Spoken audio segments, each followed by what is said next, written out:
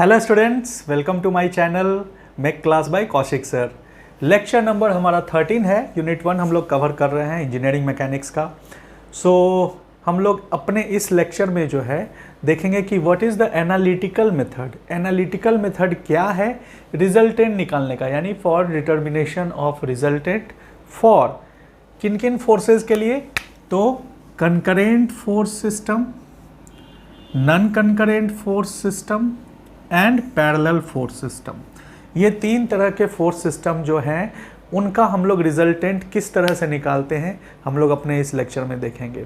पिछले क्लास में भी मैंने आपको बताया था कि कॉम्पोजिशन जब हम करते हैं तो हम बहुत सारे फोर्सेस को मिला के एक रिजल्टेंट फोर्स निकालते हैं, यानी कि बहुत सारे फोर्सेस यदि इधर उधर लग रहे हैं किसी बॉडी के ऊपर तो उनका कोई एक रिजल्टेंट फोर्स होगा। ठीक है, तो बहुत सारे फोर्सेस को अगर हम बांटें, यानी जो क्लासिफिकेशन ऑफ फोर्सेस हम लोगों ने किया था वहाँ पे अगर हम लोगों ने देखा था कोप्लानर फोर्सेस के लिए। कोप्लानर का मतलब क्या हुआ, वो सारे फोर्स जो आप एक कागज़ पे ड्रॉ करते हैं, जो एक बोर्ड पे ड्रॉ होता है, या वो कहीं पे भी आप ड्रॉ कर सकते हैं। सिर्फ एक प्लेन के लिए जो फोर्सेस होंगे उनमें दो तीन तरह के फोर्सेस आते हैं। एक आता है कंकरेंट फोर्स सिस्टम, फिर आ जाता है नॉन कंकरेंट फोर्स सिस्टम, और फिर आ जाता है पैरेलल फोर्स सिस्टम। ठीक है, कंकरेंट फोर्स सिस्टम में क्या होगा कि सभी फोर्स जो है एक पॉइंट पे आके लगेंगे। ठीक है, नॉन कंकरेंट फोर्स सिस्टम में होगा क्या कि कोई भी फोर्स जो है एक पॉइंट पे आके नहीं मिलेगा। ठीक है, और पैरेलल फोर्स सिस्टम में क्या होगा, सारे फोर्सेस जो होंगे एक दूसरे के बिल्कुल पैरेलल होंगे। तो ये तीन तरह का फोर्स है। एक हमारा कॉलिनियर फोर्स भी होता है जिसका लाइन ऑफ एक्शन जो होता है वो सेम रहता है। ये हम लोगों ने क्लासिफिकेशन ऑफ फोर्सेस में पढ़ रखा है।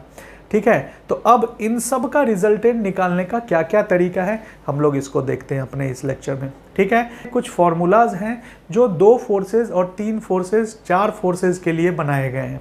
तो वो फॉर्मूलाज या वो थ्योरम्स जो हैं वो इसमें मददगार साबित होंगे। ठीक है, यानी कि एनालिटिकल मेथड जब भी हम करेंगे तो उसमें कुछ जो नियम है, जैसे कि हमारा law of parallelogram of forces, फिर हमारा नियम क्या बोलता है, law of triangle of forces, फिर हमारा नियम क्या बोलता है, law of polygon of forces.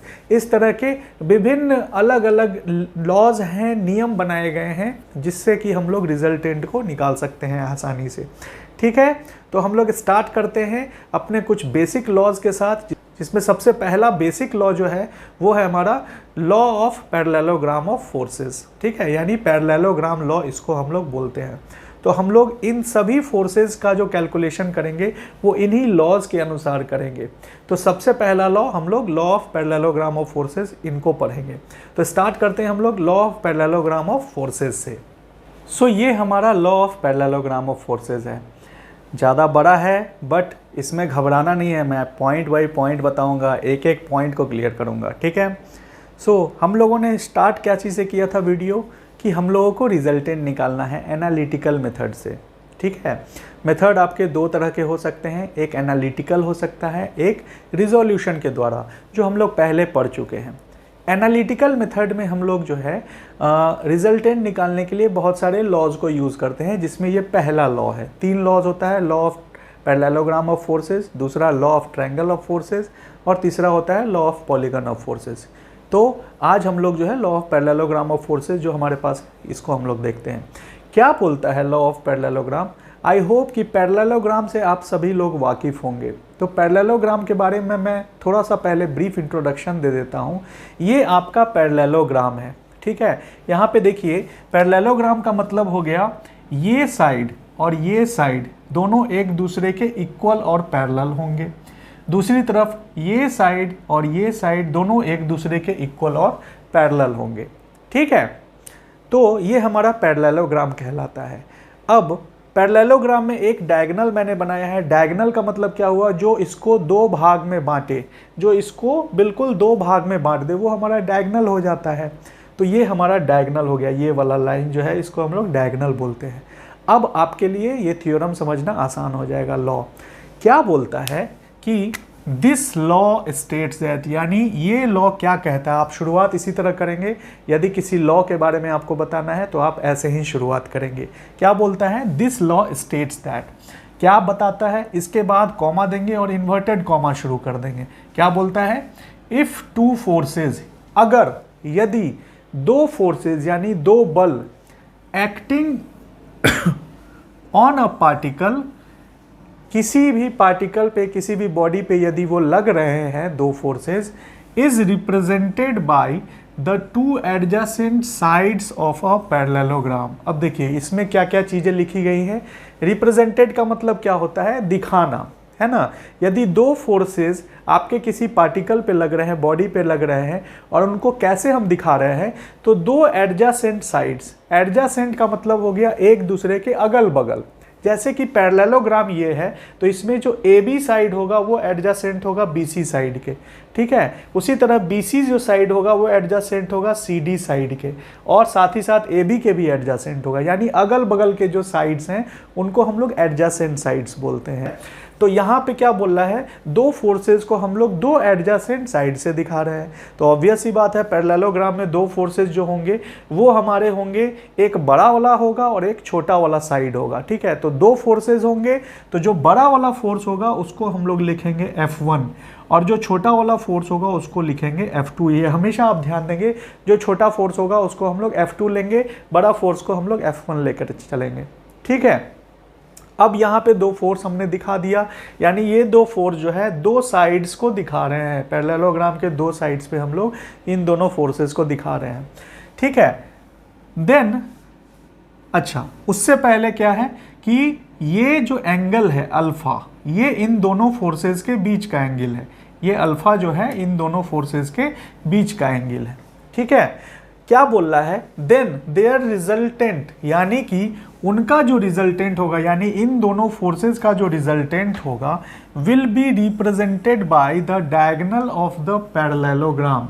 किससे रिप्रेजेंट करेंगे, यानी जो इन दोनों का रिजल्टेंट होगा, ये पैरेललोग्राम ने ऐसे ही सिद्ध कर दिया है, इसमें किसी भी तरह के फॉर्मूले की जरूरत नहीं है, इसने ये सिद्ध कर दिया, ये बताया है कि इन दोनों फोर्सेस का जो रिजल्टेंट होगा वो इसके डायगोनल से हम लोग दिखाएंगे, जो इसका डायगोनल होगा ना उससे हम लोग इसके रिजल्टेंट को दिखाएंगे, ठीक है। लेकिन इस बात को ध्यान में रखना चाहिए कि वो डायगोनल जो हो वो इन दोनों फोर्स से होके ही गया हो, यानी इन दोनों फोर्स को ही इंटरसेक्ट किया हो, इंटरसेक्शन बोलते हैं उसको, ठीक है। यानी जहां पे दो फोर्स मिलेंगे इस पॉइंट को, इसी पॉइंट से आपका डायगोनल जाना चाहिए, यहां से डायगोनल नहीं आना चाहिए। जिन पॉइंट्स पे आपका फोर्स, दो फोर्स एक्ट कर रहा है, उसी पॉइंट से आपका डायगोनल जाना चाहिए।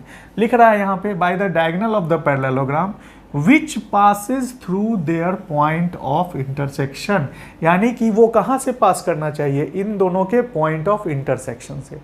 समझ गए, बहुत ही आसान है। दो फोर्सेज हैं, दोनों को आप दोनों साइड्स पे लगा दें, ठीक है, और इन दोनों साइड्स पे लगाने के बाद इनके बीच का कुछ जो एंगल होगा वो अल्फा हम लोग लेंगे, बड़े वाले फोर्स को F1 लेंगे, छोटे वाले फोर्स को F2 लेंगे। तो उनका रिजल्टेंट जो होगा वो इसके डायगोनल से रिप्रेजेंट करेगा, यानी डायगोनल जो है वो बड़े वाले फोर्स के साथ कितना एंगल बनाएगा, थीटा एंगल बनाएगा, और R जो है इसका मैग्नीट्यूड कहलाएगा, ठीक है। मैग्नीट्यूड समझ गए, डायरेक्शन समझ गए, फोर्स है तो मैग्नीट्यूड होगा और डायरेक्शन, दोनों चीज़ें हम लोगों को निकालनी होगी, ठीक है। अब जब हम इसको कैलकुलेट करते हैं तो हमारे पास जो फॉर्मूला आता है वो फॉर्मूला क्या बोलता है, बहुत ही आसान सा फॉर्मूला है, आप इसको एक बार में रट सकते हैं। क्या बोलता है, अगर मैग्नीट्यूड निकालना है रिजल्टेंट का तो R बराबर होता है रूट अंडर ले लेंगे बड़ा सा, और ले लेंगे क्या, F1 square plus F2 square plus 2F1 F2 cos alpha. देखिए क्या क्या चीज़ें हैं, F1 स्क्वायर यानी कि बड़ा वाला फोर्स का स्क्वायर, प्लस F2 स्क्वायर यानी छोटा वाला फोर्स का स्क्वायर, प्लस 2F1 F2 यानी 2 multiplied by F1 into F2 cos alpha. Cos alpha, इसमें अल्फा कौन सा होगा, इन दोनों फोर्सेस के बीच का एंगल। क्वेश्चन में हमेशा ये दिया रहेगा।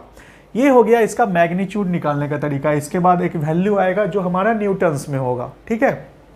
दूसरा ये हो गया डायरेक्शन। डायरेक्शन को हम लोग थीटा से रिप्रेजेंट कर रहे हैं। थीटा जो है हमारा ये वाला एंगल है, ठीक है, जो बड़े वाले फोर्स के साथ लग रहा है। तो यहाँ पे थीटा जो निकालेंगे वो क्या होगा, tan inverse F2 sine alpha upon F1 plus F2 cos alpha. देखिए बहुत सिंपल सा है, ऊपर में ले लेंगे छोटा वाला फोर्स F2 साइन अल्फा, नीचे ले लेंगे F1 plus F2 cos alpha, और इससे जो एंगल आएगा वो हमारा रिजल्टेंट का डायरेक्शन होगा, ठीक है। अब हम लोग जो है इसको थोड़ा प्रूफ करके देखते हैं कि ये आखिर हमारे पास आया कहाँ से। ठीक है, इसको हम लोग प्रूफ करके देखते हैं। तो हम लोग आ जाते हैं अपने प्रूफ पे। तो उसी डायग्राम को मैंने यहाँ पे बनाया है। ठीक है, अब यहाँ पे आपको दिख रहा होगा, थोड़ा सा हाथ से हैंडमेड है तो थोड़ा बहुत डिफरेंस आपको नज़र आएगा, बट आपको कंसीडर करना है इसको एक पैरेललोग्राम। ठीक है, तो यहाँ पे क्या दिख रहा है कि दो साइड्स हैं जो पैरेलल हैं एक दूसरे के, अपोजिट जो भी दो साइड्स हैं वो एक दूसरे के पैरेलल हैं, तो ये हमारा पैरेललोग्राम है। यहाँ पे हमने क्या बोला था, बड़ा वाला जो साइड होगा वहाँ पे लगा दीजिए F1, छोटा वाला जो साइड होगा वहाँ पे लगा दीजिए F2। ठीक है, ये दोनों साइड्स पे हम लोगों ने फोर्स लगा दिया। अब इन दोनों फोर्स के बीच का एंगल क्या था, तो अल्फा था, जैसा कि वहाँ पे बनाया हुआ था।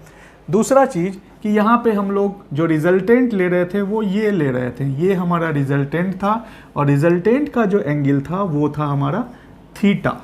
रिजल्टेंट का एंगल क्या था हमारा, वो था थीटा। ठीक है, ये हमारे पास पैरेललोग्राम लॉ का कॉन्सेप्ट है, इसी से हम लोगों को चलना है। अब इसको प्रूफ करने के लिए हम लोगों को थोड़ा इसमें और डायग्राम ऐड करना होगा, कंस्ट्रक्शन से थोड़ा सा डायग्राम ऐड करना होगा।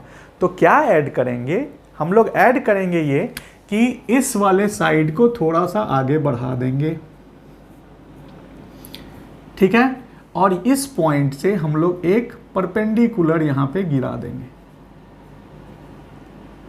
ठीक है, परपेंडिकुलर गिराएंगे, यानी कि ये वाला जो एंगल होगा ये हमारा हो जाएगा 90 डिग्री का। इस पॉइंट का नाम मैं ले लेता हूं O। इस पॉइंट का नाम क्या है, O। ठीक है, कंस्ट्रक्शन समझ में आया कि ये हम लोग कुछ इस तरह का कंस्ट्रक्शन कर रहे हैं, बाद में एक राइट एंगल ट्रायंगल बना दे रहे हैं। ठीक है, अब हमारे पास क्या क्या चीज़ें हैं, तो हम लोगों को देखना क्या है कि हमारे पास एक बड़ा सा ट्रायंगल फॉर्म हो रहा है। ट्रायंगल कौन सा, AC और O। क्या हो रहा है, AC और O। ठीक है, ACO ट्रायंगल हो रहा है। तो अगर ACO ट्रायंगल को हम देखें तो इसमें 3 साइड्स हैं, एक साइड है AC, दूसरा साइड है OC और तीसरा साइड क्या है, OA। 3 साइड्स हैं। ठीक है, तो तीनों साइड्स को हम लोग लेकर के चलते हैं। तो पहला जो हमारा स्टेप होगा वो होगा इन ट्रायंगल ACO, यानी कि ट्रायंगल ACO में हम लोगों को देखना है। तो ट्रायंगल ACO में हम लोगों को क्या समझ में आता है, अगर राइट एंगल ट्रायंगल है, ठीक है, तो हम जानते हैं कि राइट एंगल ट्रायंगल में होता है 3 साइड्स, तीनों साइड्स में एक होता है बेस, एक होता है परपेंडिकुलर और एक होता है हाइपोटेनस। ठीक है, क्या क्या होता है, एक बेस होता है, एक परपेंडिकुलर होता है और एक हाइपोटेनस होता है। और एक फॉर्मूला है हमारा, फॉर्मूला क्या बोलता है कि hypotenuse square is equal to perpendicular square plus base square. ठीक है, तो हाइपोटेनस अपना कौन सा है, ये है AC है, तो हम यहाँ लिख सकते हैं AC स्क्वायर, ये हमारा हाइपोटेनस स्क्वायर हो गया। उससे पहले मैं ये फॉर्मूला लिख देता हूँ। ठीक है, फॉर्मूला बोलता है hypotenuse square is equal to perpendicular square plus base square, ये बोलता है। अब इस ट्रायंगल में हाइपोटेनस हमारा कौन सा है, AC है, तो यहाँ लिखेंगे AC स्क्वायर। परपेंडिकुलर हमारा कौन सा है, किसी को भी ले लो परपेंडिकुलर, OC को ले लो या OA को ले लो, मैं यहाँ OC को लेता हूँ, तो ये हो जाएगा OC स्क्वायर प्लस बेस कितना है हमारा, तो OA स्क्वायर। ठीक है, OC square plus OA square, ये हमारा फॉर्मूला होता है राइट एंगल ट्रायंगल का। अब यहाँ पे देखिए क्या क्या दिया हुआ है हमारा AC स्क्वायर। AC स्क्वायर हमारे फोर्स के टर्म में क्या है, तो रिजल्टेंट है, तो हम यहाँ क्या लिख देंगे, रिजल्टेंट स्क्वायर। ठीक है, बराबर OC स्क्वायर। अब OC कहाँ पे है, तो OC यहाँ पे है, जिसका लेंथ हमको नहीं पता है, तो हम इसको एज इट इज रहने देंगे, OC square plus OA square. अब OA क्या है, O से लेके A तक, O से लेके A तक है, तो यदि O से A तक आते हैं तो बीच में क्या पड़ता है, OB एंड AB, 2 साइड्स पड़ते हैं, तो हम यहाँ इसको इस तरह लिख सकते हैं OB plus AB whole square. इसको ऐसा लिख सकते हैं कि OA स्क्वायर बराबर क्या लिख सकते थे, OB प्लस AB स्क्वायर, यानी ये वाला साइड प्लस ये वाला साइड का स्क्वायर लेंगे। ठीक है, अब हम लोग थोड़ा सा यहाँ पे कैलकुलेशन कर लेते हैं, जो जो चीज़ें हम लोगों को नहीं मालूम है। तो यहाँ पे जो चीज़ें नहीं मालूम है उसमें कौन कौन चीज़ है, OC है, OB है और AB है। AB तो हमको मालूम है, AB हमारा क्या है, F1 है। AB हमारा क्या है, F1 है। तो यहाँ पे AB की जगह पे हम लोग F1 भी लिख सकते हैं। अभी मैं अगले स्टेप में लिखूंगा, ठीक है। अब हम लोग को निकालना क्या है, OB एंड OC। यहाँ पे क्या निकालना है, OB एंड OC, ठीक है। OB एंड OC को हम लोग को निकालना है।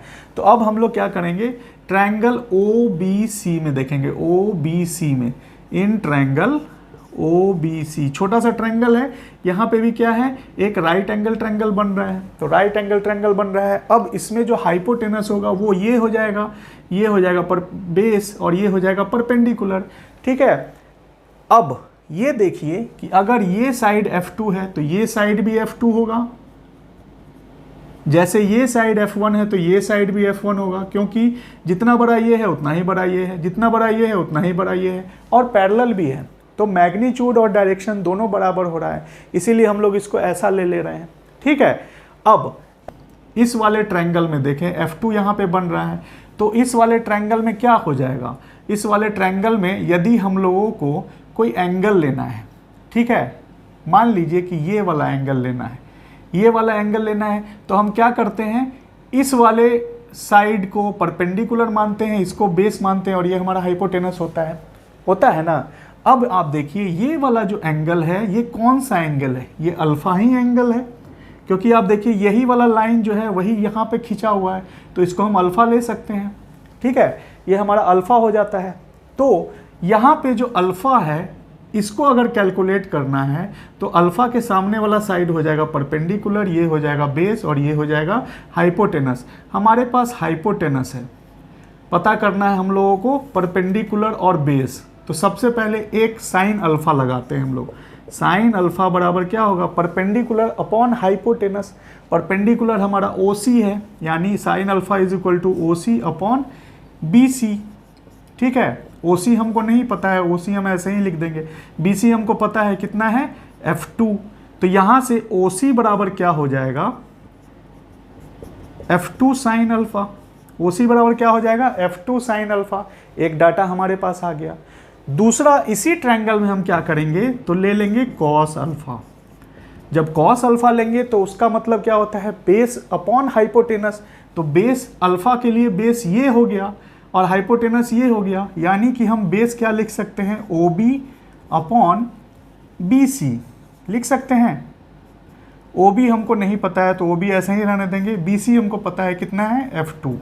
तो यहाँ से OB कितना हो जाएगा, F2 कॉस अल्फा। देखिए यहाँ पे दोनों चीज़ें निकल गई, OC निकल गया F2 साइन अल्फा, इसको फर्स्ट इक्वेशन मान लीजिए, और OB निकल गया F2 cos alpha second equation में। अब यहाँ कौन कौन सी चीज़ें खाली थी, तो भैया देखो OC स्क्वायर, OC कितना है, F2 साइन अल्फा, लिख देंगे वहीं पे F2 साइन अल्फा का होल स्क्वायर होगा, ठीक है, प्लस OB प्लस AB का whole square, OB plus AB का होल स्क्वायर। OB कितना आया है हमको, F2 कॉस अल्फा,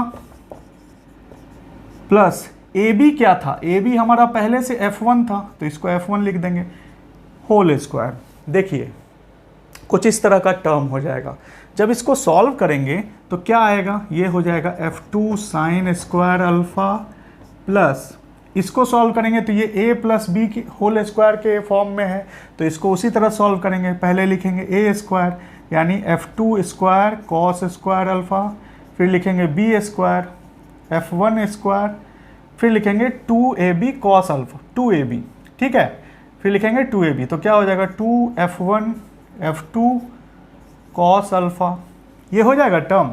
अब यहाँ पे देखिए F2 sine square alpha plus F2 cos square alpha, अगर इसको हम F2 कॉमन ले लेते हैं तो क्या हो जाएगा, sine square alpha plus cos square alpha, ठीक है। यहाँ पे हो जाएगा F1 स्क्वायर, ये F2 स्क्वायर भी है, सॉरी, यहाँ पे F2 स्क्वायर, F1 स्क्वायर और plus 2F1 F2 cos alpha.